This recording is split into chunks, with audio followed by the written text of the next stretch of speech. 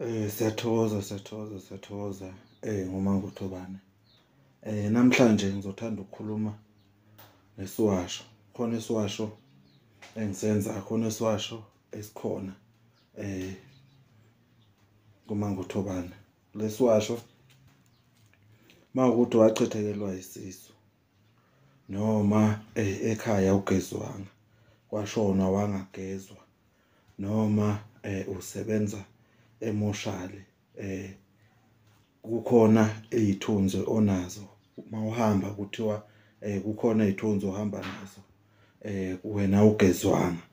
Lesiwasho siyakusiza kakhulu ekutheni ugezeke, sisuse lawo mathunzi, sigeze abantu abashona kuwe ukuthi bengakuvaleli inhlahla.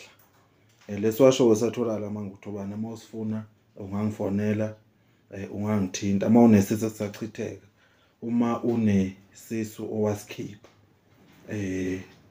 uyasithola lesiwasho. Uma usifuna uyasithola Mangutobane.